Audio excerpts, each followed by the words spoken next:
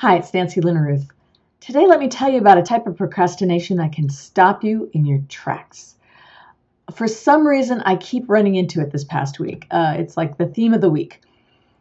So a couple of nights ago, I was at a gathering of some folks, some women business owners, and one of the women was presenting what she does. She helps people with all kinds of relationship issues.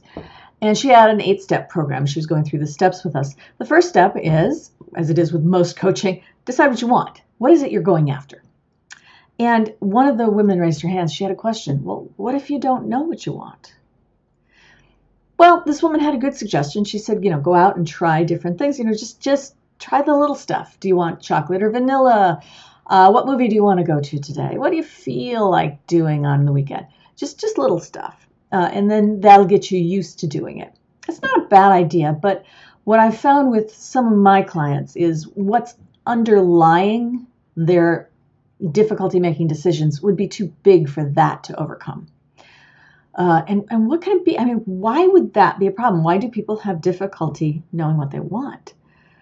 Well, it turns out there could be a number of different reasons. One client I had struggled with it because she had, as she was growing up, whatever she wanted, she just couldn't seem to get.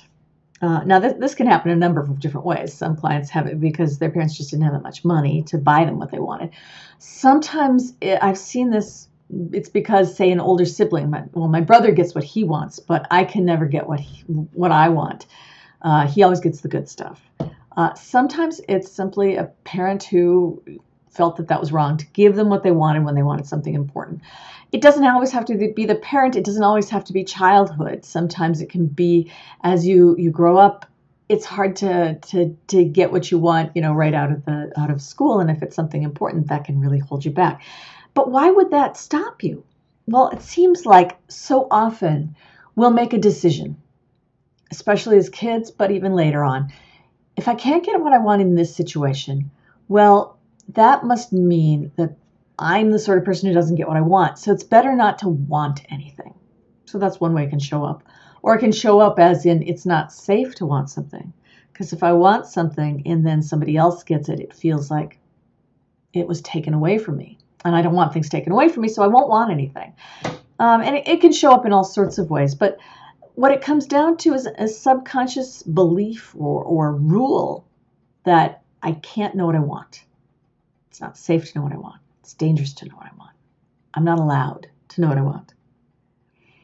And it's not conscious. If I were to ask any of my clients up front, well, what's the rule behind that? It's like, I don't, what do you mean rule? It's just, I just don't know. So it comes up as sort of fuzzy thinking. But then that stops you right out of the gate. You can't make your plans if you don't know where you're going. And that can really stop people and lead to all sorts of procrastination. And sometimes it can look at like stop and start. Okay, I'll just pick something. I'm going to go after that. And then you get partway there and then, no, you don't really want it. So you go try something else. Or you pick something you actually might want, but you start to get there, but, I'm not allowed to have that. So I'm going to veer off another direction. But sometimes you just don't even know where to start.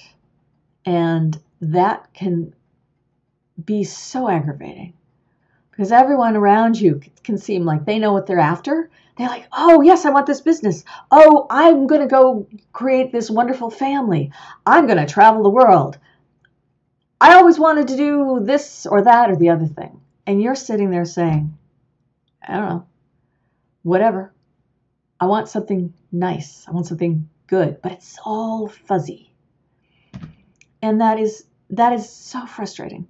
But what I want you to know is you can fix that. I mean, with my clients, what we do is we go find where this comes from and we let go of that old subconscious rule. We might tap on a memory from when they were 6 years old and they didn't get the bike they wanted. We might go to when they were denied a job that they really felt they were qualified for and really thought was right for them.